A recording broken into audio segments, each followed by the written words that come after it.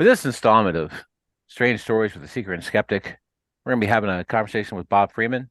Bob's an author, a game designer, and a cult detective. And we're very excited for this chance to talk with him. Thanks for joining us, Bob.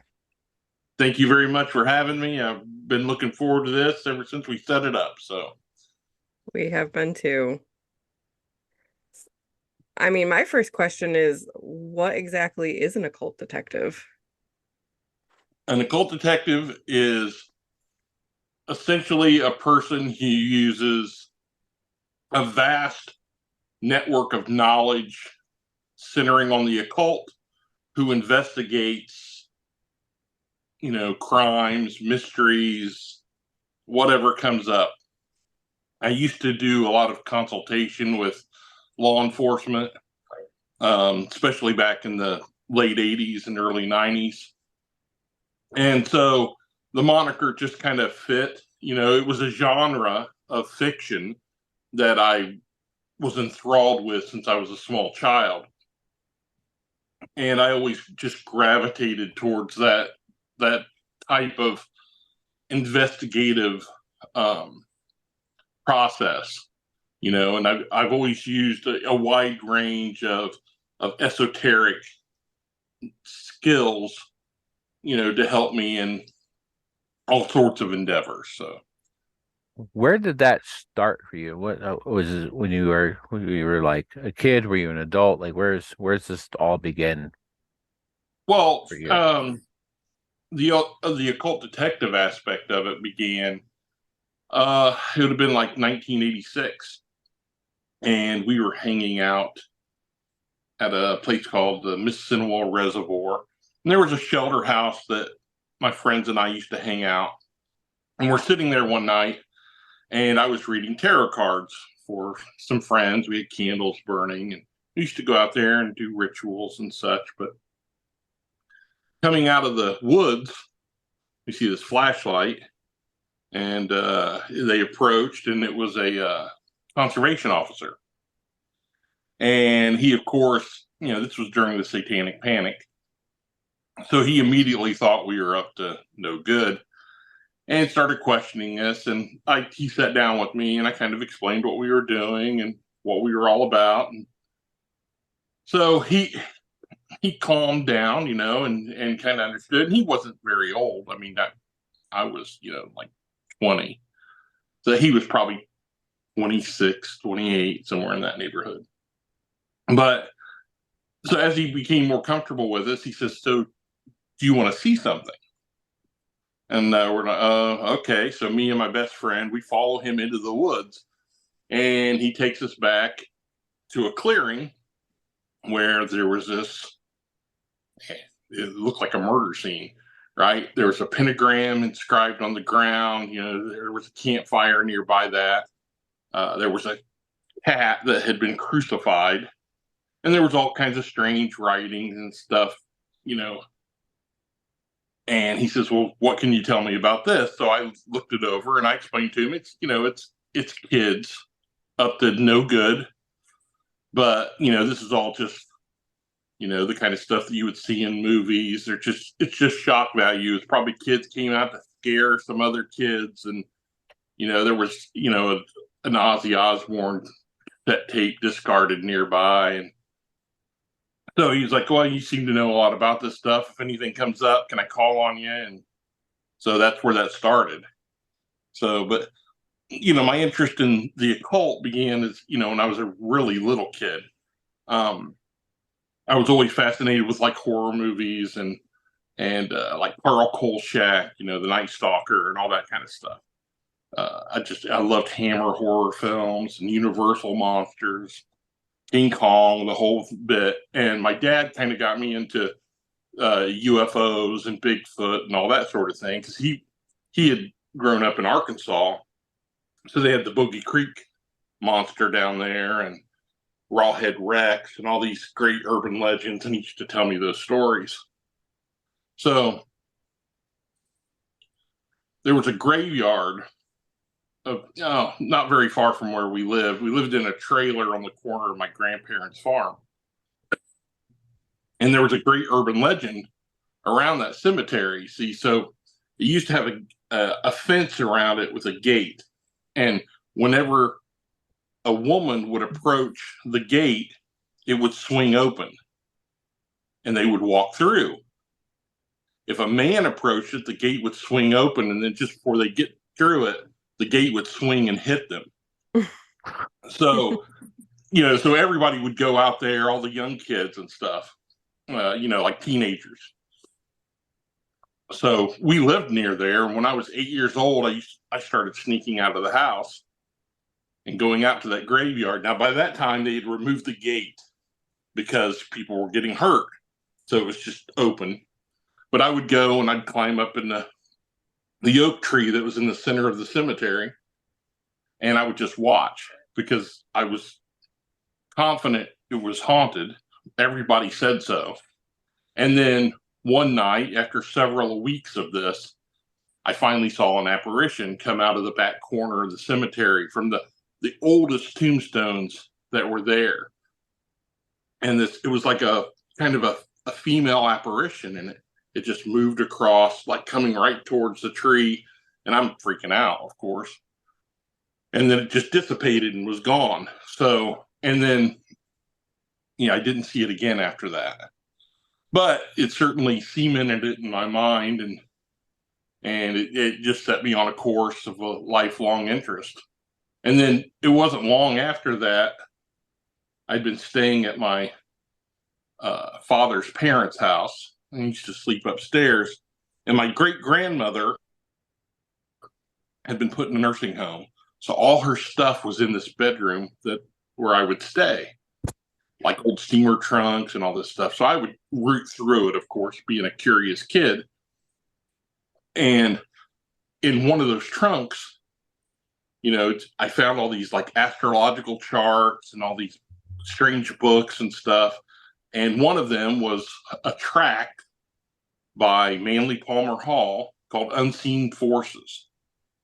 And the book was all about how to conjure elemental spirits and the dweller of the threshold and just all this stuff. And I'm reading it, and it dawned on me that, so all this stuff that I kind of thought was fantasy is real.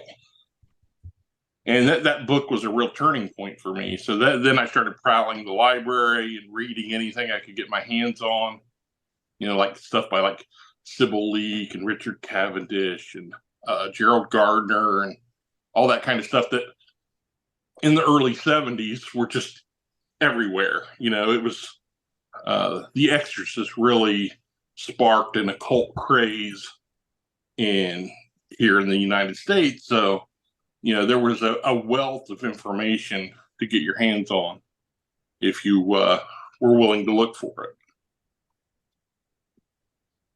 That's interesting. So it would have been the Exorcist, which I think maybe still best horror film ever made, would have been what kind of opened the door for that real stuff to be available again. Yeah, it really did. So that was 1973, right? And so that's when the whole occult scene just kind of blew up. And yeah, so and I'm a little kid. That's when you started seeing everything on TV. Like it wasn't long before you had like In Search Of with Leonard Nimoy and programs like that really delved into the paranormal. And you started learning about people like Hans Holzer and the Warrens. And I'm like, oh, okay, this is a career. There's people out there doing this. And so, yeah, that was my ambition, was to be like them. That's awesome. Have you seen a lot of apparitions in your life, or was that kind of like a Well, one-time? yeah, no, I've seen many since, but they're rare. I mean, they're extremely rare. But like for instance, there's an old Oddfellows lodge that I have access to, and I've been investigating there since 2006. So yeah, that's almost every weekend, I'm in that place. And so in that time, since 2006, we've caught apparitions on film twice. Right. So that's how rare they are. But, full body apparitions, on 2 instances. You see shadow figures all the time. They're a little harder to catch on film, but I'm not a big evidence guy anyway. You know, I know what I believe. I've experienced this stuff, so nothing that nothing that I capture, no evidence that I collect, is going to convince somebody that doesn't believe. Right? If that were true, there's plenty of evidence out there for people to see, and if they're not already convinced, there's nothing I'm going to be able to do to change that. So, I stopped, worrying about that kind of stuff years ago. That makes a lot of sense. Just curious, during that period in the 80s, like the whole satanic panic era, I was a kid and my parents were like real big church people, so they were kind of like those people that were kind of, at least they were around the people who were kind of promoting that kind of stuff. As Right. someone who was, obviously grew up to be the exact opposite of these people, so here we are. But as someone who was interested in those things and obviously not doing any of the stuff that people were afraid of, do you guys have, like, you and your friends or your peers, did it really did it affect your daily life? Were you guys afraid, or was it something you laughed at on the news? Like, what was your guys' feelings about that? Well, it was strange, right? So I grew up in a very rural community, right? So the stuff that we experienced, well, for one thing, churches were having, record burnings, Dungeons and Dragons burnings. They would have these big bonfires where people were just bringing and throwing albums and D&D books and stuff in. And I remember one time, me and my friends rolled up on one of those, and we like jumped in where we're rescuing record albums. So we kind of had a reputation, um, because we played Dungeons and Dragons. We listened to, rock music, all this stuff that I can remember. My mother had their minister come to our house because I was listening to satanic music. And I said, "What satanic music am I listening to, Mother?" And she says, and it was Cheap Trick. She had a problem with. She had a cheap Trick, because they had a song called "Gonna Raise Hell," and she would hear that, and she's, yeah. So it's just funny, just how overblown it was, and the media just really stoked those fires, and yeah. So because we did all that, of course, we got sat down and talked to, and shunned at times. I can remember once my friends asked me to go to the local Church of Christ because they were going to be doing a talk on like the Antichrist and the end times and all this stuff. And they said, "Hey, yeah, you should come. It'd be kind of neat." I said, "Yeah, sure." So I'm walking up to the church and I stepped through the door, and the youth pastor was standing there, and he says, "What are you doing here?" And I said, "Oh, well, some friends invited me to come and listen to today's sermon." And he goes, "Do you really think you belong here?" I was like, "Oh, well, I guess not." And I turned around and walked out. So it was, yeah, kind of strange, a really strange time. Well, as somebody who grew up in that kind of situation, that might have been the best thing could have happened to you. To be honest with you, Right, right, they were just gonna yell at you anyway. right. Well, it was weird. Okay, so uh, a group of friends. I won't go into the whole big story, but essentially, we went out and we performed a ritual out at the reservoir. I was still in high school, and there was 15 people there. Some of them just spectators. Well, when we went back to school that next week, there was like all this talk about how we had been out there in robes and sacrificing a baby, and just Oh how my. how kids are, right? Hmm. So The next week, I was supposed to be inducted into the National Honor Society. And it comes up, and then I get called into the principal's office before we're called down to for the ceremony. And he says, well, you're not going to be inducted today. And I said, well, why not? And he says, well, because one of the tenets of the award is that you're a person of good standing, and things that you have done have come to light. So we don't think that you're a good candidate. So I was like devastated, right? And because I'm like 17 years old. And so I leave the office and I run into one of my favorite teachers, and I tell him what just happened. And he said, you wait right here. And so he went and got a couple other teachers that were very fond of me. And they all went in and kind of had a big argument with the principal. And then they called me back in and said, okay, you'll be inducted. They've all stood up for your character. So that was nice. Yeah. But still, the mere fact that, I got called before the principal over, something so silly, Yeah. And then, if you think about it, you think about like, the West Memphis 3 thing, right? And I think about what happened to them and how they got, they were right at the tail end of that satanic panic, right? And then they went off to prison for life. And thank goodness they got out. But, in a lot of ways, I was that Damien Eccles kid, right? Yeah. Just like I was the kind of the weird kid that listened to strange music and read weird books. And so that could happen to anybody. And back then, and I kind of dodged a bullet on it, I guess. So. Yeah, I mean, I'm glad those guys were exonerated, but nothing's ever going to give them that time back. No, not at all. I mean, that's changed horrible. their entire lives. Yeah. Do you still find that some people will judge you now for what you do, or do you feel like that's changed? Well, it's changed a little bit in that, I'm older, it's like I'm getting near 60.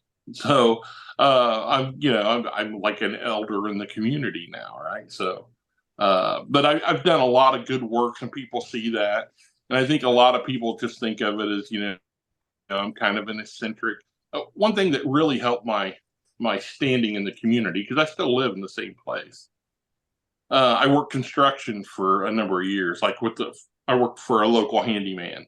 And so I was in their houses all the time, and they got to know me, and, they realized, and my father was a very popular person in the community. So I think they saw it as, that guy, he writes weird stories and he's into that weird stuff, but, he's basically a good guy, right? So, and I think that's the way that always plays out. It's your true character shines through, regardless of you being, interested in things that are different, if you will.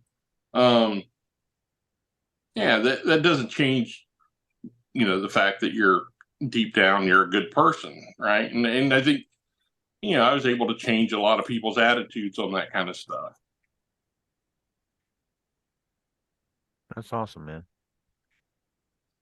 Just out of curiosity, what was the actual ritual you guys were doing? Well, of course, we were using the Necronomicon, Okay. the little ace paperback, and we were doing the Conjuration of the Watcher.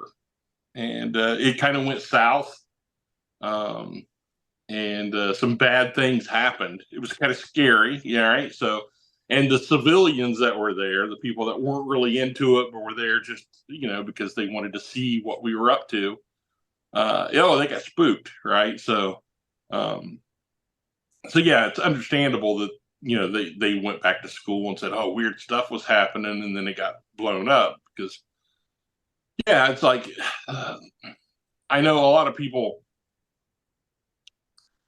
magic works because you invest, your will into it. It's the tenet of chaos magic, right? When I was in college, I used to hang out with guys who worshipped, the Thor from the comic books, right? And they performed magic that worked, right? Because it's all about intent and what you put into it. So people that say that Simon Necronomicon wasn't a real grimoire. There's been people that have done the magic in that book for decades now that get results. So even a fictitious, magical working can achieve results. Aleister Crowley talked about that all the time, and they say, well, is this real? And he says, well, it doesn't matter if it's real or not because it works. Right? And that's the way magic is. Human belief is very powerful. It is indeed. Robert Anton Wilson said, "Whatever the thinker thinks, the prover proves." Yeah, I'm a huge fan of the writings of Robert Anton Wilson. I think the first book I read by him was Prometheus Rising, and then I started reading the Illuminatus, and yeah, so he's just a very witty man. For sure. Very. I just finished Prometheus Rising yesterday. Oh, nice. Yeah, very, very, very cool. Actually, didn't even realize it until just very recently, but about 15 years ago, I played a game that was based on the Illuminatus books. It was Steve Jackson game, the card Oh game. yeah. Yep. And I had no idea. Somehow, like when I was in college, 25 years ago, I had a teacher that was very influential for me, gave me a copy of Colin Wilson's The Occult, Oh um, yeah. which was just mind blowing at the time for me, for sure, and super, super interesting. But he also, like in classes I had with him, he had us read the electrical acid test and Ginsburg stuff and Oh all these yeah. things.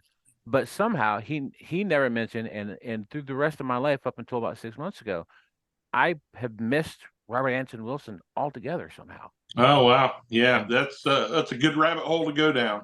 so I read Cosmic Trigger 1 like 3 months ago, and then just now Prometheus, and just he the way he writes and the things he says puts into words things that I've thought for a very long time. So I think we're just gonna start handing people copies of Cosmic Trigger and be like, this is what I think. If I can comes as close as I can to explaining what I might think about something Yeah. and how our brains Yeah. work. It's such a profound work. Yes. I'm envious that you're just discovering him because it was a real eye opener for me. So And just his the way he turns the phrase is just the guy was a genius. are you both practitioners or you just have an interest? You want to answer for yourself, Um, and I'll answer for myself. These are sure. very different answers. Yeah. That was very nervous laughter there. So. Yeah. Um, so I'm a Reiki master. And I believe in manifesting, just like what you said of like really it's about your intention and how you're kind of directing the flow of energy.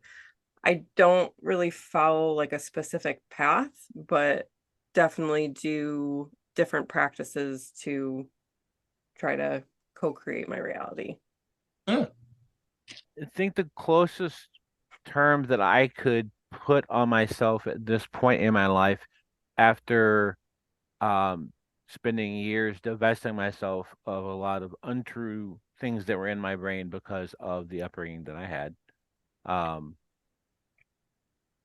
is I would consider myself to be a novice occult philosopher. I'm really interested in all of it. I believe people's experiences. I love collecting stories of this stuff. Um, I believe in that I believe that, all the Crowley stuff about Will is some of the most important stuff that he said, and people miss that a lot, I think. And I think that a lot of the stuff that works for people works for people. I've had enough weird experiences in my life not to close any doors on almost anything, because of things I've seen throughout my life that I spent most of my life trying to distance myself from because it didn't fit what I wanted the world to be. But it's best to let the world be what it is. Right. Embrace what's around you and manipulate what you can. I mean, I think we discussed this. My personal belief is, that we are spiritual beings, and that the reason we manifest in this world is so that we can experience physicality, so that we can touch the table, so we can, walk on the dirt, and that's why there are spirits that are hungry, to cross over, because they want that. They're envious of that flesh, right? The meat suit that you're riding around in. It's just a vehicle. And the spirit is eternal. And which is why I think we come back again and again, or at least have the option to do so. And it's for this tactile existence that you don't get on the other side. Right? It's yeah. So I say this all the time is and it's kind of something I picked up from Stan Lee, right? So Stan Lee once was talking about the Thor, and he says, Thor can have all the adventures he wants in Asgard, but every once in a while he has to come back down to Earth and take a whooping from the absorbing man, right? So my spiritual practice it kind of revolves around that. You do stuff, and and you're all about expanding the mind and experiencing the multiverse and all the wonders that it possesses, but you can't lose sight of the fact that you're here for a reason, and that's to experience existence in this, in this form that has limitations, but that can experience things in ways that spirit just cannot. And so you need that balance.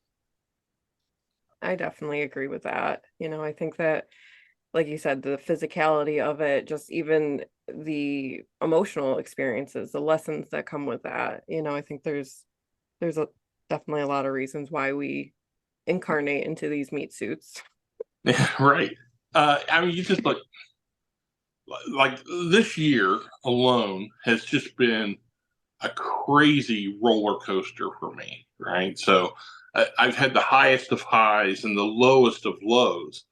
And, I sit back and I reflect on it, and it's just, it's, people say, "Hey, how are you doing? How are you handling it?" It's like, this is what life is, right?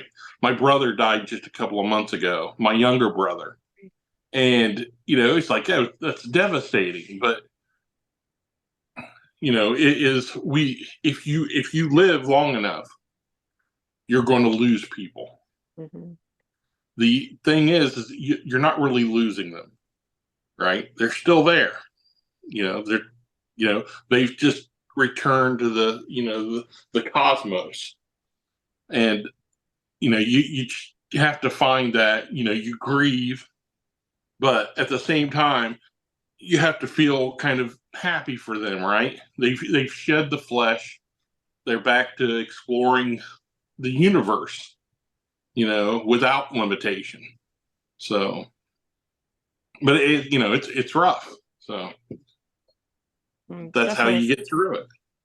Absolutely. I'm definitely sorry for your loss, but I agree with you. I think that people who tend to have more of a spiritual connection do navigate grief in a, I don't want to say in a better way, but in a different way, because you can see what's beyond that physical life, that there is more. Well, that was one of the things that always bothered me about Christianity. And I've never been a Christian, all right. Although I went to church as a kid, my parents were devout. My grandparents were devout, but you would go to a funeral, and people would just be beside themselves, just distraught and crying, and just, just on the verge of collapse. And I'm like, don't you believe they're going to heaven?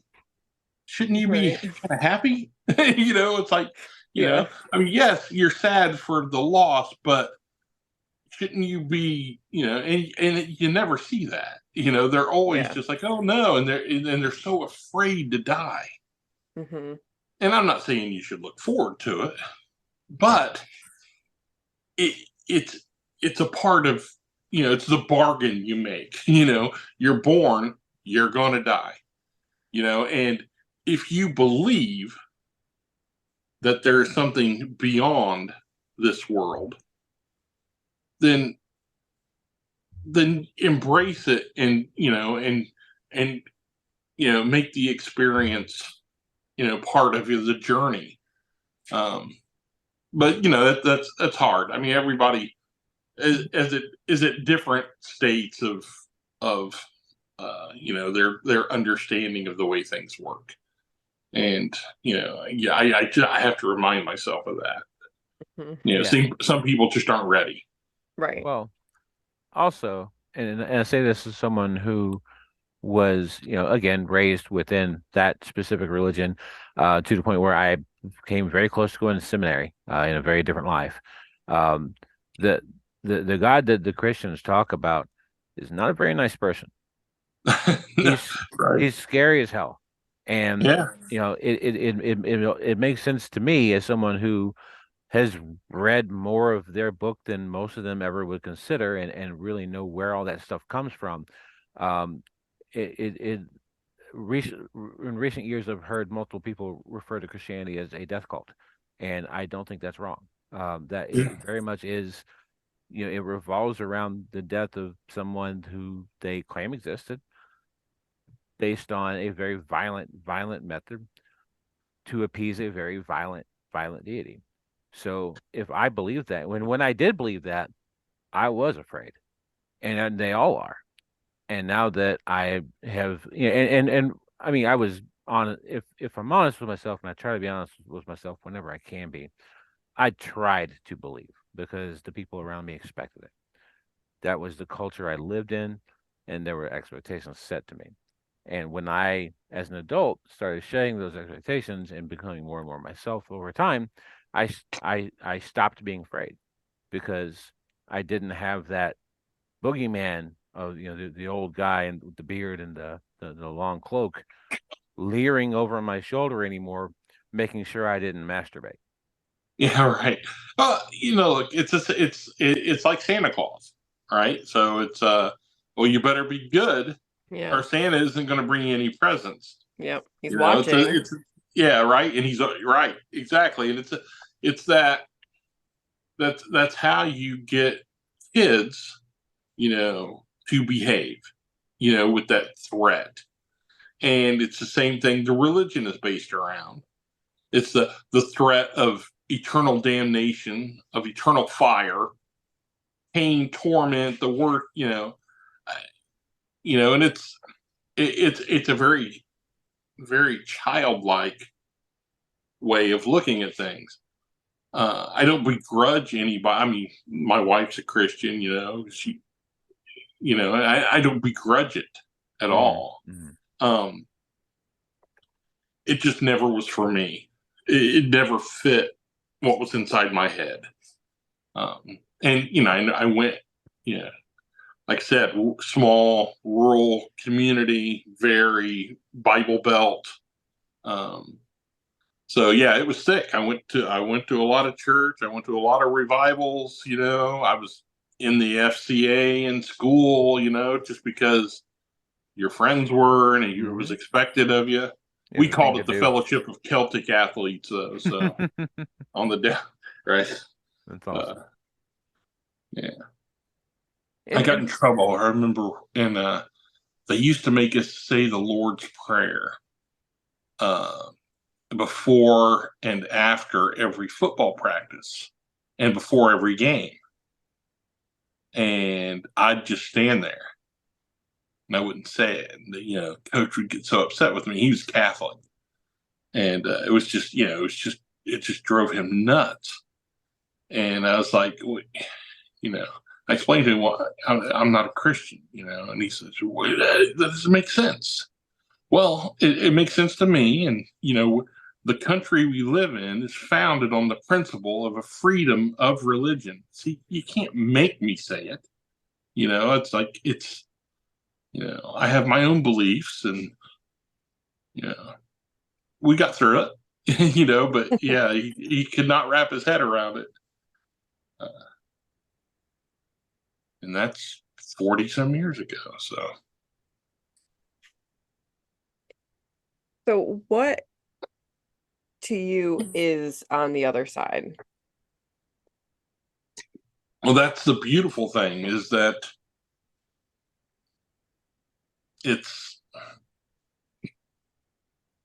I don't think there is anything. There's no thing necessarily. Mm-hmm. It is, a place of infinite thought, right? And you can create whatever you want of that. So I do think that if, you can manifest what you desire once you cross over, if you've achieved that level, right, where of awareness, of consciousness. Otherwise, I think you're coming back for another ride, or that's, look, all things are permissible. It's very possible that there's nirvana and the pearly gates, and you take your pick of any of the religions. All that could be floating out there for people, but I look forward to finding out. I don't want it to happen tomorrow. No. Right? But we can wait for that. Yeah, but at the end of the road, I look forward to what that next adventure is, and experiencing it. And when you deal with, when you're out, quote unquote, ghost hunting, right, paranormal investigations, and you run into spirits, and a lot of spirits that you run into are residual, right? It's just like the stone tape thing. It's just something on repeat. It's a loop that it does. But when you run into preternatural intelligences, things that can communicate with you across that void, well, that's when things get interesting. For sure. And you can't, sometimes you meet some things that are really dark, that are most of the time not. A lot of times you run into stuff that doesn't know, that doesn't even realize that you're there. We had an interesting occurrence about a year ago. A friend of mine and I were in that Oddfellows Lodge I'm always talking about, the Beacon Lodge, abandoned now, right? So it's just like an old derelict place. And we were sitting in the middle of the grand lodge room, and we hear footsteps on the stage, several feet away from us, and it's just walking along this stage. He looks at me, I look at him, we nod, we acknowledge with one another that we hear it, and then we hear it step off of the stage, and it's walking right towards us. And then just before it reaches us, you hear it like, oh, really quickly. You hear like a foot stomp, and then you hear, and then it was gone. And to us, it felt like this thing was walking around up there, and then it walked up on us, didn't realize we were there, and suddenly it saw us, and it scared it. And that was just just an amazing experience to hear this gasp from something that was not corporeal. You can't see it, you're just hearing it. And to hear it gasp like that just before it gets to you, it was one of my favorite experiences I've ever had. Like a crossing with another dimension. Exactly, right? So you wonder,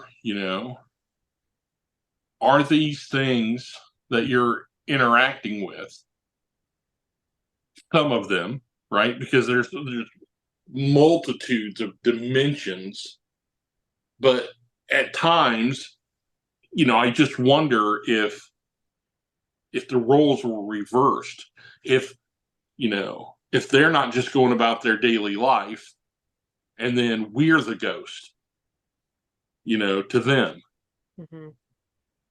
And that's the kind of stuff that keeps you awake at night thinking, so. And you run little experiments and see what you can figure out, try to communicate, but that's also, look, I don't know, do you watch much paranormal TV? Do you watch like We've seen Hellier, Ghost Hunters and Ghost Adventures and I've all that? watched I watched Ghost Hunters like when it first came out. We haven't really watched we any got of we that got though. halfway through the first episode of Ghost Adventures, and I I had to turn that off. Yeah, I could not. I can't watch it. Yeah. I And could look, not. it's It's not just for me. not.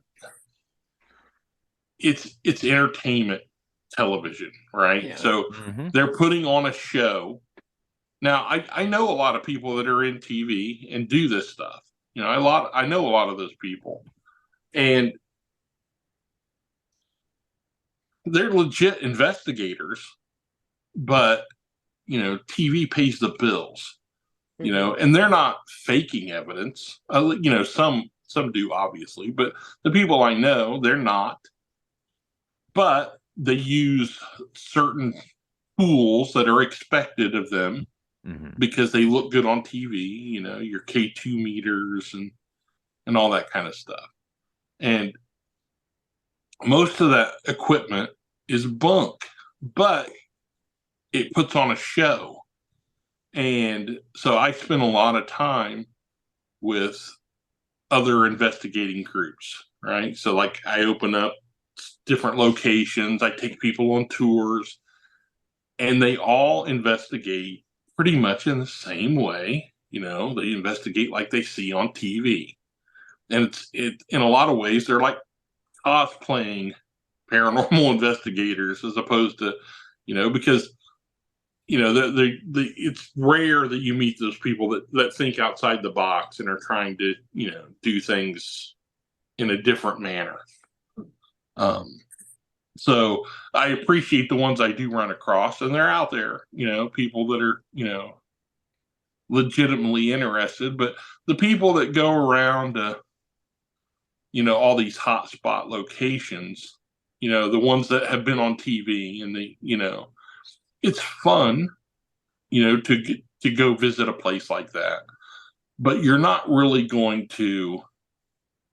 It's more of a thrill ride, right? You're not going to learn anything from visiting a place once every year or two. To really experience the paranormal, you need a location that you can go to again and again and again, because you need to become intimate with the entities that reside within that place.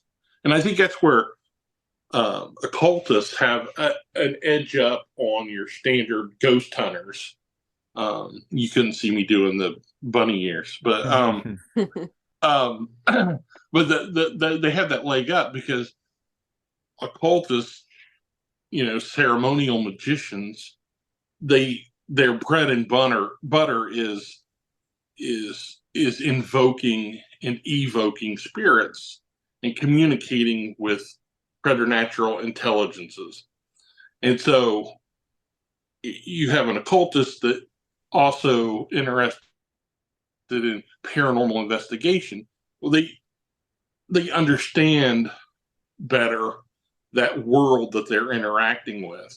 And yeah, I just think that you need a broader toolkit when you're doing these sorts of things. So I like people like John Tenney, right? He's a little bit younger than me, but he gets it, right? He understands everything is connected, right? Everything is interconnected. You know, ufology and cryptozoology and all that high strangeness all kind of cross pollinates.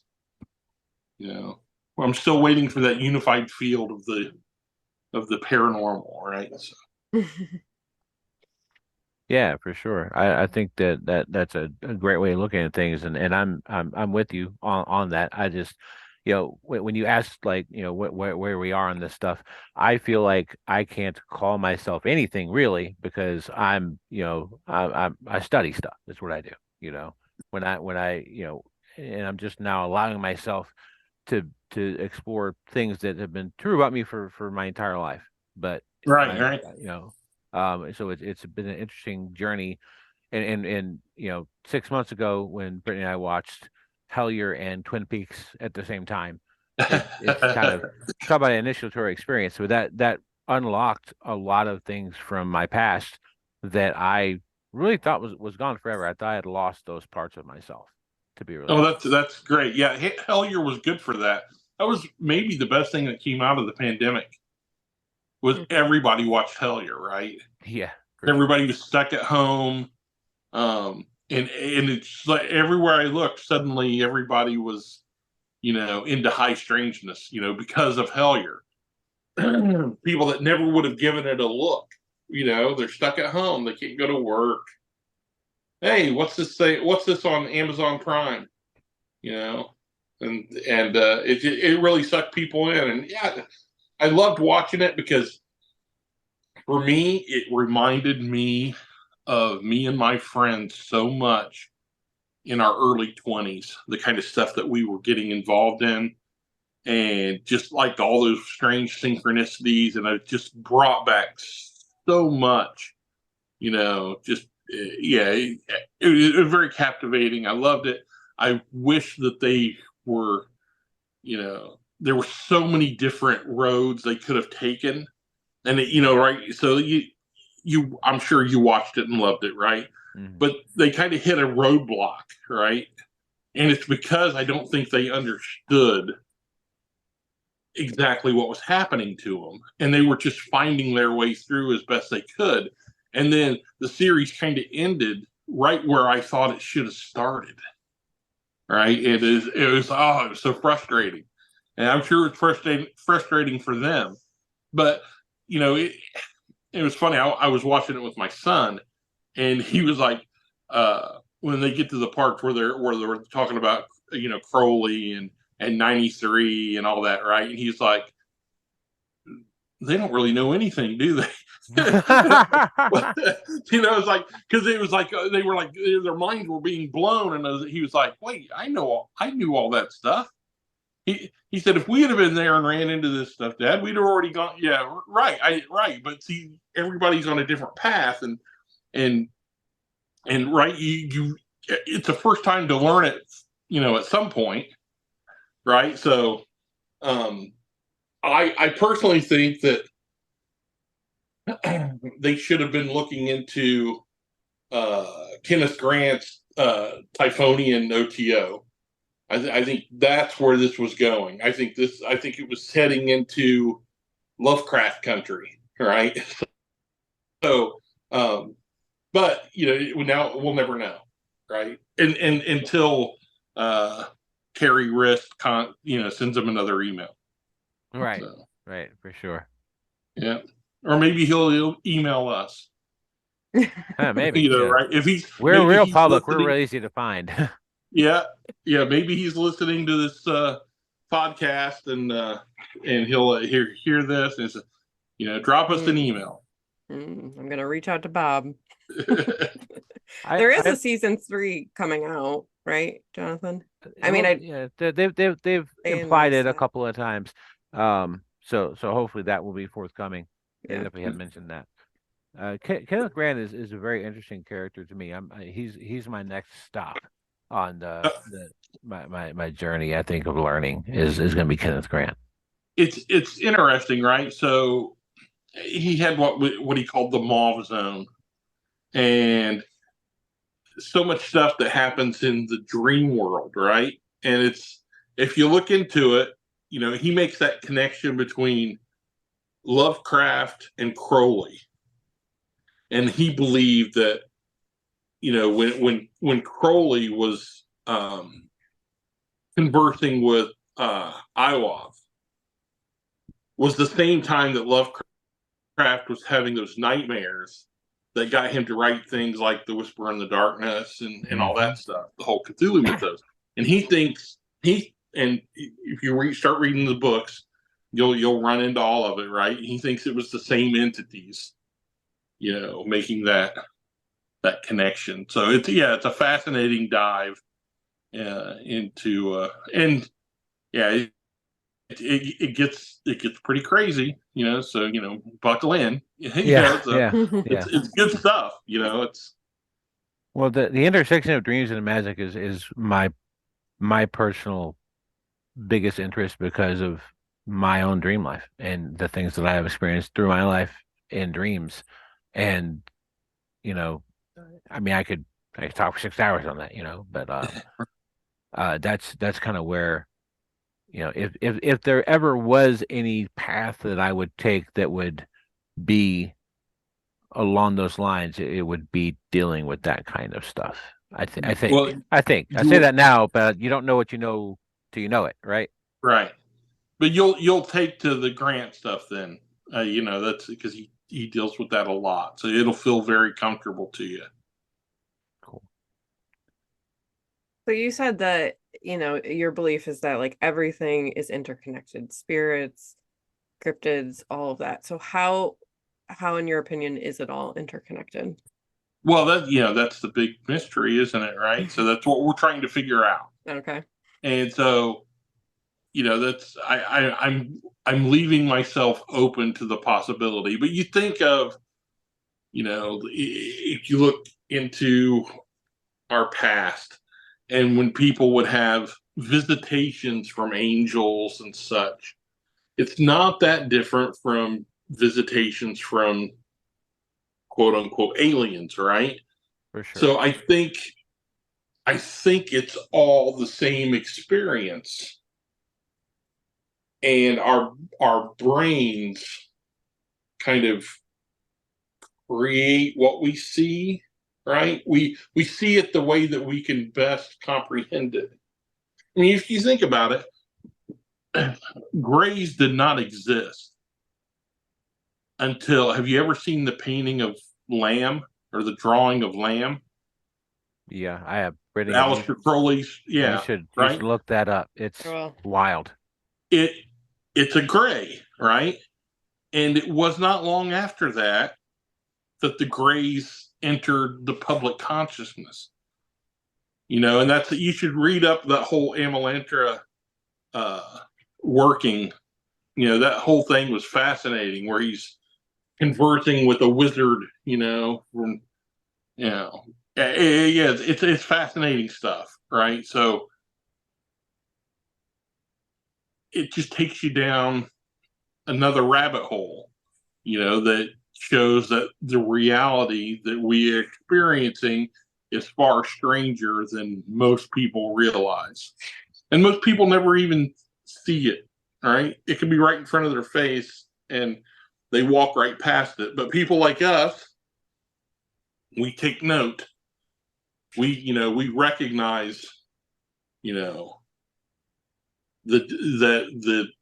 the strangeness that's around us, and we catalog it, and we chase it, because we want to know the nuts and bolts. for sure. It always is kind of wild to me how there are people within different parts of like greater esoterica, for lack of a better phrase, that kind of feel like their part of esoterica is the only part that's real and everything else is crap. Like Right. my best experience with that has been like people who just like, I only believe in Bigfoot. I really Right. believe in Bigfoot. It's real, but everything else is garbage. Right. Yeah. Bigfoot. And it's just like how are you gonna like obviously anyone who's actually had any real experience with almost any of these things has had experiences with two or three different kinds of things. Or Right. you've had no experiences at all. And I think that most of the Right. people who have no experience at all, the majority of them, realistically, they don't want to. And because they don't want to, they're never gonna see it. It's the same way with with paranormal investigators, ghost hunters, that and they're the people that I'm around the most in the real world. I converse with all kinds of people online, but in the Mhm. the day to day people that I interact with, and you run into people all the time that ghosts are a specific thing to them, right? And they never even consider other entities. They don't consider elementals or the fae. You know, and they think, oh, that's silly. Uh, Well, it is until you've interacted with them, right? So, For uh, sure. Or gin. yeah, but so everybody comes at it, with a bias at first. Hmm. That's like I knew people that to them every ghost was a demon, because I've they're known very those people. they're very devout. Hmm. So if you die, you're going to heaven, right? So if there's a ghost here, they're either in hell or in heaven. So what oh, well, these are demons trying to trick you. And so they're approaching every haunting like that. And it's like, well, I can't work with you people. Yeah. It's like Yeah. you're wearing me out. So, Those are the people that tend to call themselves demonologists. And every time I hear that word, my eyes just involuntarily roll back into my head to the point of right. pain. I cannot deal with anyone who calls themselves a demonologist. None of them Right. know what they're talking about. Yeah. That's yeah. I'm sure Brittany is sick of hearing me rant about. Yeah, I can't wait Uh, to interview a demonologist on here. I am open call right now. Anybody in the sound of my voice is or knows someone who calls himself a demonologist, I would be more than happy for you, sir, ma'am, or other, to come on our podcast and have a conversation with me. I will be as civil as I know how to be, and we will talk it out until we're both blue in the face. I can understand it, right? Because such things exist. And Sure. so it is their area of expertise and interest. And so therefore that's what they're looking for. And a demonologist to me is a guy that's sitting at home by his phone, waiting for that phone call. Ding. You're like Batman. It's like, we got a demon. Okay, I'm on my way. Right? He's the exorcist guy that shows up, at the, because otherwise, I mean, they're not everywhere, right? So, but I like the idea of them. I want those people out there in case I need to call. Yeah. Yeah, let's hope we never have to call. I've never ran into anything that was, bigger than I could, chew, but Mhm. there's always the possibility. Let me ask you, I'm curious with all of the investigations that you've done, I what is your take on the Estes method? Is that a thing you use? Is that a thing you agree with, don't agree with? What's your thought on that? Okay, spirit boxes in and of themselves, right? Hmm. It's a tool, and the science behind it is as far from. I mean, it's. I think that the Estes method and spirit boxes in general deal more with the subconscious of the investigator than with the, you know, paranormal in a location. And that's not a bad thing. I've done the Estes method, and I've always found it to be very revelatory, but it's telling you things about yourself more than anything else. And so it's a useful tool in that regard, because it's tapping into your subconscious, and it's opening you up. It opens up that gateway. It offers you a different vehicle for expression, and you can get useful information from that, because we are all tapped into the same consciousness, right? If you study, Carl Jung, right? It's all one big collective soup that we're all tied into, in ways that we cannot know. And so if you come at it from that perspective, I'm all for it. That's what I'm expecting to get out of it. It's like a strange form of meditation. And and you'll get all kinds of strange synchronicities that happen, and it's a wonderful thing. But to say that you're communicating with, the ghost in that location, that to me is doubtful. But you are communicating with something larger. You're communicating with yourself in a sense, if that makes any sense. Definitely. Well, now I want to try it more than I did before I asked that question. That's much more interesting than anybody else is saying it's going on there, for sure. Right. It's, right. You can do it, sitting at home. You don't have to be in some weird location. And you're going to get the same thing out of it. And record it and then see what it triggers inside of you. It's fascinating. I mean, it isn't the majority of this figuring out more stuff about yourself anyway? Like, Yeah, exactly. Exactly. It's like I always say, you know, I'm investigating the paranormal to collect stories about myself, stories about the people that I'm with, and the stories of the entities that I'm interacting with. Right? It's all about stories. It's like, as a writer, I understand the power of a story, whether it's a fiction or nonfiction.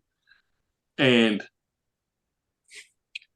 we make those stories a part of us, and when we create a story together, well, that's even better, right? So, that interaction with one another in these situations, we're creating, things that are worthwhile. And we learn about ourselves. We learn about, our friends, our colleagues, and we learn about things that we can't even see.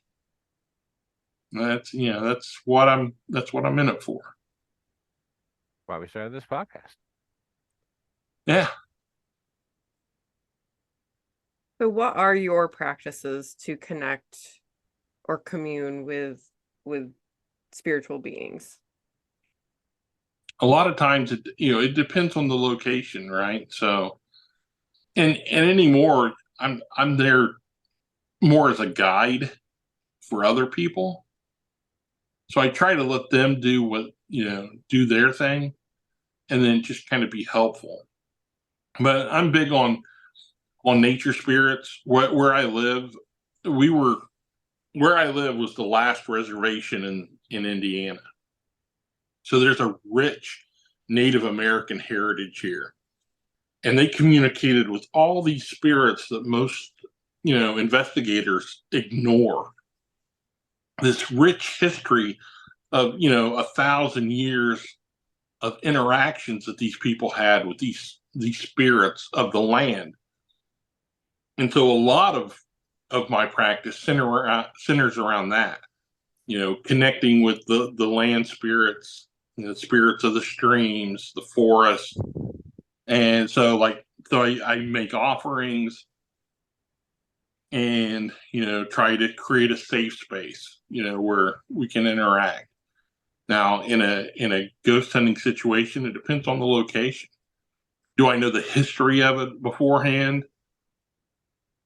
If I go into a place cold, I just leave myself open to try and figure out what's going on. But if I know a location, I do all kinds of stuff, usually centered around, folk and ceremonial magic. You're doing the same kind of thing. You're creating circles to try and draw entities to them, to bind them within that area so that you can try to converse, all kinds of stuff like that. You try, like I've said before, you try to have a very vast toolkit so that you can assess the situation and have something, useful to use depending on what type of entity you're interacting with. Very interesting. Do you have any like specific guides that you work with regularly? You mean spirit guides? Yeah. No, I do not. Um, yeah, I'm not that type. I'm not like a medium. Hmm. I don't have any of that toolkit. But I have a highly honed spidey sense. Like I have those feelers out, and I can sense when I'm in the presence of something, and I've learned based on the way that you feel that kind of flow of energy, just what you might be dealing with. You begin over time, you start to recognize, oh, this is like a fire elemental, so you could feel the heat, that sort of thing. So um, I like to work with mediums, though. Hmm. People that, and of course, they're very hit or miss. But there's some people that are just, you're very, very comfortable with, and you interact well with certain people. Like Michelle Bellinger's terrific. I enjoy talking with her, and um, there's some local people that I work with, and they can, again, they're tapping into something, and they may not be 100% correct because they're interpreting images and stuff that they're actually seeing. Hmm. And so I don't have that sight, that aspect of it. So so what they're seeing, they're trying to interpret these images that are flowing at them. And so that gives me an opportunity through their description to try and match it with what I'm feeling, and get a clearer picture. And then like, okay, just to give you an example, one place that we used to investigate all the time, there were these entities that you interacted with that were like children. And they would, particularly like females, and they would come up and they would grab their fingers, and squeeze their hand. And, through communicating with them, they gave the impression that they were children. So as we got more and more comfortable with them, then people started getting scratched, and the people were becoming fearful. So these were things that were able to project a sense of one thing, but they were hiding their true nature. And they were the kind of spirits, and you run into them that like to feed off of fear. That's why they scratch. That's why some do it out of frustration, but there are some that do it to try and enhance that fear, and they kind of feed off of that energy. And so that took us, it was a couple of years before we figured that out.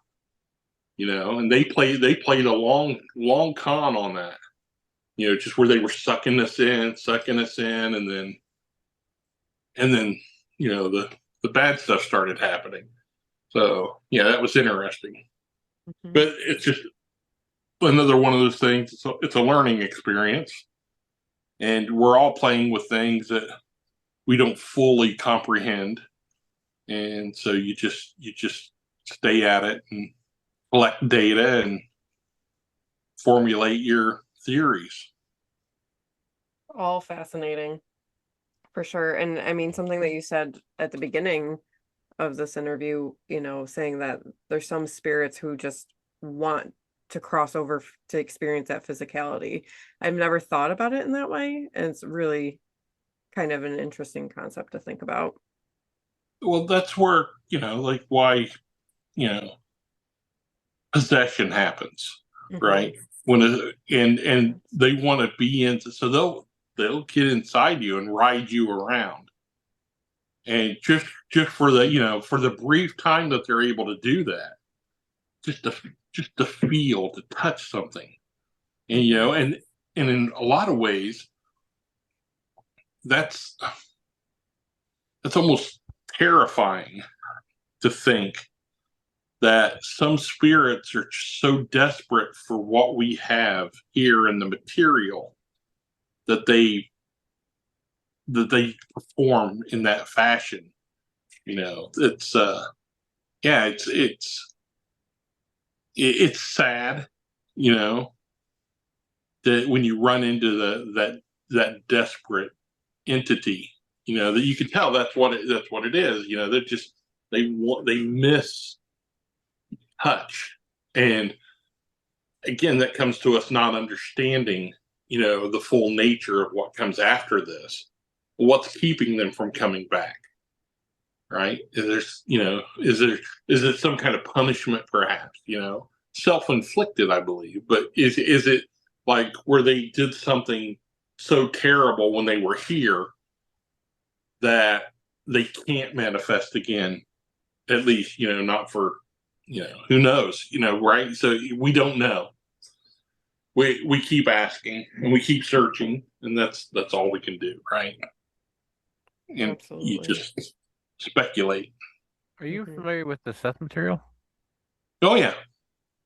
I over the summer I read Seth Speaks, and which was I thought super interesting. Channel works are super interesting to me regardless. But one of the things that's mentioned in Seth Speaks is the idea that after you die, after you leave, there's a time, and the time varies depending on how strong of a spirit you are, I guess. There's a time where whatever you think was going to happen happens to you. So Mm. you may spend some time in what seems like heaven to you, or what seems like hell to you, or you may spend some time walking the earth because you thought very strongly on this planet that that's what happens to people when they die, and then through time in that other realm, you start to come out of it and realize that there's more to it. That's an Mm. interesting thought to me. That was an interesting time period, right? When the whole new age movement really exploded in the 80s and 90s. Mhm. um you had like Judith Light, and well, the whole Shirley MacLaine thing, right? And Mhm. just all those people that, the whole channeling thing was just really big. um but there was so much good that came out of it too. I mean, it got, of course, anytime you have a movement like that grows so quickly, you're going to have people that jump in for a cash grab, right? Because that's human nature. Mhm. But there's always those good people in the middle of things, right? So that it was difficult to navigate those waters. But there was a spiritual center in Indianapolis that we used to go down to, and they had a isolation tanks, right? Um, and so we used to go down and do that. We'd drop acid and go into the tank and, meditate for hours. You're sitting there, felt like you were floating in infinite space. Um, but yeah, but those people were all caught up in that whole new age movement that was just on fire then. And yeah, so that's mostly the people that you ran into all the time. That's most of that stuff is kind of changed, evolved since then, but for the good, I think. But Indiana's a hotbed for that kind of stuff. We had the New Harmony, and all these places that were spiritual centers. So they're still around. They're still fun to visit. So Oh, that's interesting. I didn't know that. well, at some point you guys are going to come up and visit, and we're gonna go hang out in my Oddfellows lodge. Well, we're Love to. 100% want to do that. We're only 8-hour drive away, so Not that So are bad. you in like Southern Kentucky or Tennessee or? We're in Roanoke, Virginia. Oh, in Virginia. Okay, all right. Mhm. Yep. We're in the mountains. We're right at the foot of the mountains. Basically, it's Southwest Virginia. But it depends. How far are you from Indy? And in which direction? About an hour Are you or north an of? hour north of Indianapolis. Then we're probably about 9 hours from you, because here to Indy is 8 hours. Okay, yeah. So about take you about 9 hours. Yep. Well, that's not bad. We like road trips. Oh yeah, for Right. sure. Yeah. Oh, there's lots to see here, so That's I awesome. can take you on the whole tour. There's a place out along the Mississinawa River, which to me is one of the most sacred places in all the world. But there's a place called Seven Pillars, and the Miami Indians used to hold their ceremonies there, and there are these limestone columns carved by the river with these little alcoves, and they believed that was the gateway to the netherworld, right? Uh, so it's just a beautiful location, it's fantastic, and a lot of spiritual energy there. Yeah, it's places like that. I mean, I'm sure there's places like that everywhere, right? But yeah, this place has always been special to me. I love it. It sounds awesome.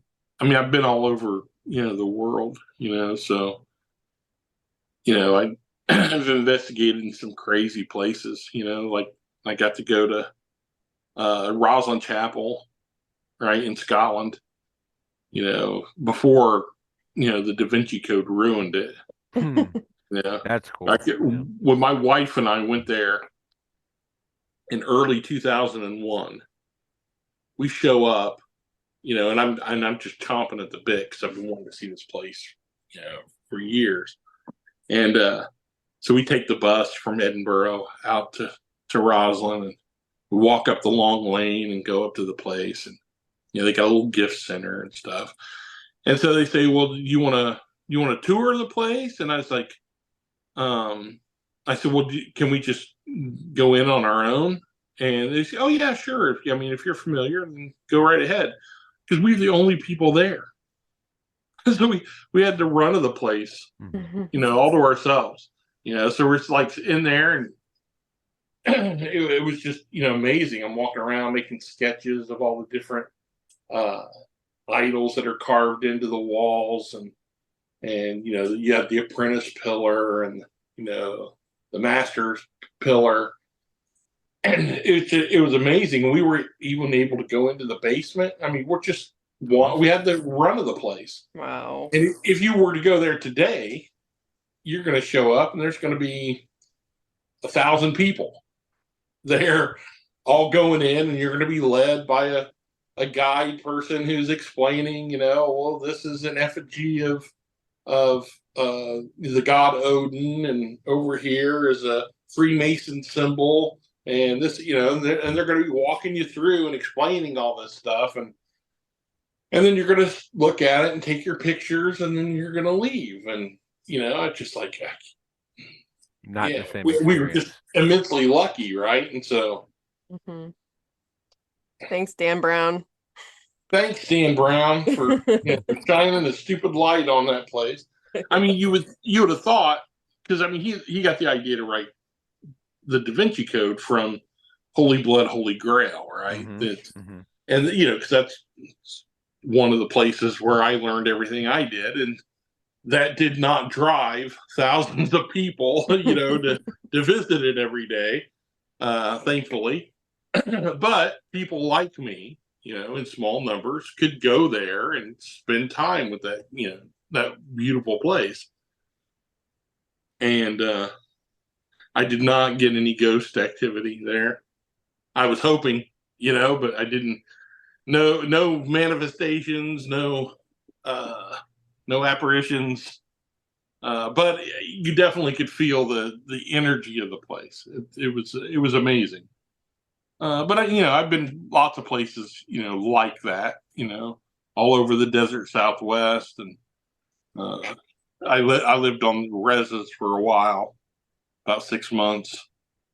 I took part in Navajo ceremonies, all that kind of stuff. We stayed at Hopi Mesa for like a week, and got to take part in a ceremony where they sent the gods from the mesa back to the mountains, across the desert, and that kind of stuff. I mean, just to experience that, right? So, Yeah. I don't know if you know much about the Hopi, right? But their ceremonies, excuse me, they take young kids and they hold them by the ankles and they suspend them over a cliff and they grab like an eagle with their bare hands. And so all the kids have these like scars all over their arms, right? But they bring them up and they tether them to each of their houses on top of the mesa, so that the spirit of the animal will become tied in with the family. And then they sacrifice the eagle. Some of them, though, don't find eagles. Some of them had hawk, but still birds of prey. But the eagle was the big get, right? So they'll sacrifice it and then strip the feathers, and they make these wonderful headdresses and capes out of the eagle feathers. And then they go out and they do a dance. And the first day I was there, they were doing a rain dance, and it poured down rain. I wondered, wow, did they really call down the rain, or did they say, "Hey, we're gonna have a rain dance tomorrow," because they listened to the radio and it was supposed to rain? But regardless, it was a wonderful experience. And then at the end of our stay was when we were there for when they sent the gods back, and that was spectacular. So, that kind of stuff. So I've just always been interested in all of it and embrace it as much as I can while I'm here. That's very, very cool. I think that the idea of spirit of place is an interesting thing for sure. I think that there are like what's been interesting to me is I've lived here in Roanoke for about 18 years now. And I grew up in rural central North Carolina, where every second building was haunted. It's like I grew up in a haunted house. Um, and not only that, well, actually, this is something I don't think I've mentioned on an episode before, but Brittany knows about it. I grew up in a house that you would always hear footsteps, lights would turn back on and off, the phone would ring at 3 o'clock in the morning, and no one would be there, or someone would be there and it wasn't a person necessarily. Um, Uh-huh. and you'd wake up at 3 o'clock in the morning feeling like someone who had been in the room with you. We lived there for about 3 years in the late 80s, early 90s. About 6 months ago, when we first started going into this stuff, I joined a Facebook group. It's a town called Lumberton, North Carolina. It's right in the middle of the state in the south part. And I joined a Facebook group of people who, were like had lived in that town in that time frame. And I just put out this post. It's like, hey, this is the time frame I lived in Lumberton, had some weird experiences. Anybody had any weird experiences? I told them what neighborhood I was in, and this woman posted, and she's like, "Yeah, actually, I lived on that street in the late '90s, early 2000s for about 10 years. These are the experiences that I had." And I said, "Well, my address is," I said, "Well, is it the first house, second house, or third house on that street I mentioned? She said it's the third house coming from the old Pepsi Cola plant. That was my house. Oh wow. And the experiences that she described in that post, I've been trying to get her to come on and do an interview. I hope she does. She says she will, but she says she's very busy, um, which I understand.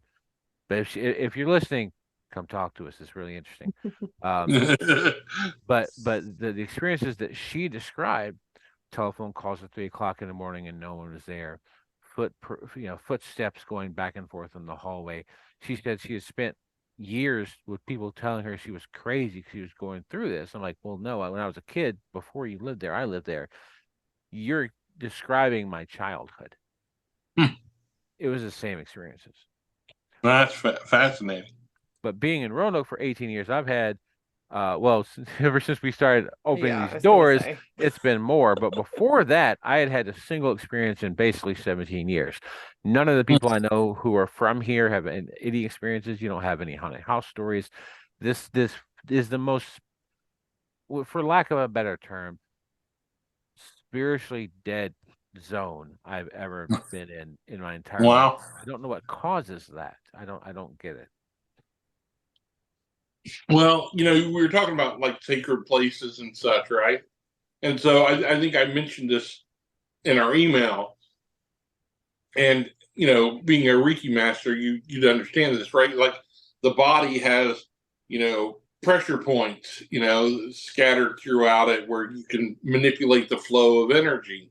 And I think the planet is the same way. And so that's why you have, these sacred locations that time and time again, if you were to dig down, you're going to find that people have been gathering in that spot for centuries because of the energy there. Like Glastonbury Tor, Stonehenge, all these kind of Mm, places, right?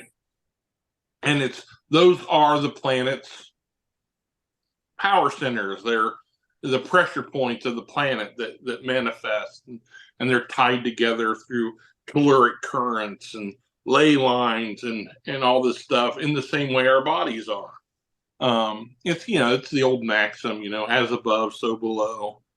And I think that's just the way the universe manifests on a large scale is it manifests the same way on the smallest scale. mhm. Mhm. And when you learn to manipulate that flow of energy, as you're aware, right, it opens up all these possibilities. And the same way you can do it on the body, you can do it on the planet. And yeah, it's a fascinating thing. And That's super interesting. sometimes those places are forgotten, and you'll stumble upon them. An old ruin where people used to gather, and you'll feel that energy. So Yeah, it's super interesting. And I would, just like Jonathan was saying, since we started going down these rabbit holes, we've definitely had a lot of experiences here. But something interesting, I don't know if I probably have said this on the podcast, but I have so many experiences when Jonathan is not here. Like he will leave the house to go do something without me. And then all of a sudden, lights are turning on and off. I'm hearing footsteps. I'm feeling yeah. cold breezes. I don't know what to make of that. I don't know if he has a way in his energy field where he's blocking some of that. I don't know, but it is Or interesting. the entity that is there is threatened by his presence. Yeah. Okay. Um, there's lots of things that it could be. Yeah. Um, yeah, but that's something you want to. So, do you ever have anything happen to you when she's gone? No, um, but I have concern that it would in a way. I don't know if concern is the right word for that, really. I'm having to relearn a vocabulary, to be really honest with you, Bob, which is super interesting. I am, well, to be honest with you, I'm a lifelong insomniac, and part of that probably came from when I was younger. a lot of my experiences with this kind of stuff when I was a kid and a teenager were not positive. And I think it's because of the types of people that I was surrounded by. I think the people you're surrounded by dictate, at least in some way, the kind of experiences you're able to have on those other levels. And so, and I think that's probably where I developed insomnia. But I'm a lifelong insomniac, and so really before Britt and I got together for 20 years previous to that, a normal night of sleep for me was 3.5 to 4 hours, and that's been Mm. true most of my life. And so dreams at that point, when you're sleeping that little, dreams don't happen much, and if they do, they're not robust. And so uh, now I sleep, 6.5 hours a night, which for me is amazing. I mean, that's like a normal person getting 10 hours every night. Right. And so, but when she's not, if she spends a couple nights like up north or something or away, uh, I'm right back to 2.5, 3 hours a night. I can't sleep, and I don't know if it's just the way my brain works or if I am subconsciously afraid of those things from my childhood that were negative. I've had no negative experiences as an adult, I can tell you that. No negative experiences when she's around either. But as we go into these things, there more things are tending to show up. Hmm. Yeah, it's interesting. It's like you're putting out feelers into the universe and you're attracting things, Mhm. right? So that's the way it works. Yeah. Uh, because, oh, they're noticing us, and I've often said in a lot of instances, it's people that are haunted as much as places. They like the Oddfellows Lodge that I'm always talking about. There are certain people that will come visit that changes the nature of the activity of the place, Hmm. and it's because of the energy they are bringing in that allows things to open up in a different way. So I love that idea of people being haunted. Yeah. In my family, we've always said that about my sister, is that she's the ghost magnet, that she's haunted. Wherever she's lives, there's been spiritual activity. And, even here, she stayed here a couple of nights recently. And like I said, I've had some things happen, but while she was here, she had so many more things happen. And I think, yeah, I think it's an energetic thing for sure. Yeah. This has been great. Oh It yeah, has I've been really great. enjoyed this. Yeah, it's been great spending time with you here. For Yeah, sure. this has been wonderful. I have probably 90,000 more questions for you, Bob. So, so we would love to have you back on, and we would love to come visit as well. We just Oh, that'd be gotta great. we gotta let the cold months get out of the way. Our route to your part of the country, you can't escape going through West Virginia, and I wouldn't want to. It's beautiful.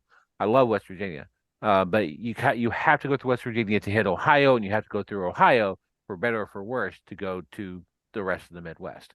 So we have Yeah. to wait for the rest of the cold to be more or less done, so it's safe to come see you. Right, right. Yep. Well, let's shoot for spring then, and Perfect. we'll get you up Absolutely. here and have a good time. And like I said, I've got lots of places to take you. So, Awesome. No, yeah, cool. we We really would want love to do that. that, man, for sure. Tell our listeners where to find some work for you. And I know you're wrapping up Vampirella, right? Yep, we have one more issue of Vampirella that drops on January 3rd. So it's been a 4-part miniseries that I co-wrote with Sarah Frazetta, the granddaughter of Frank Frazetta, the That's awesome. godfather of fantasy. And so yeah, that's been, like I said, a real high point for me. And Super yeah, awesome. if you want to find out more, I'm at occultdetective.com, and I'm that occult detective on all social media, Twitter, Instagram, and Facebook, and all that fun stuff. Yeah, and if you have questions, reach out to me and go to Amazon, buy my books, and leave a review, and you'll make me a very happy man. Yeah. We'll make sure we link all of that in our show notes for sure. Oh yeah, Thank you. absolutely. Absolutely. Well, thank you so much for taking the time to talk to us. This has been awesome. Yep, it's been my pleasure. All right. Awesome. Thank you, Bob. All right, we'll talk again soon. Yep, we'll Yep, reach out. take See you, care. buddy. Thank you so much for being here. If you have a strange story you want to share with us, email us at seekerandskeptic@gmail.com. We look forward to talking to you soon.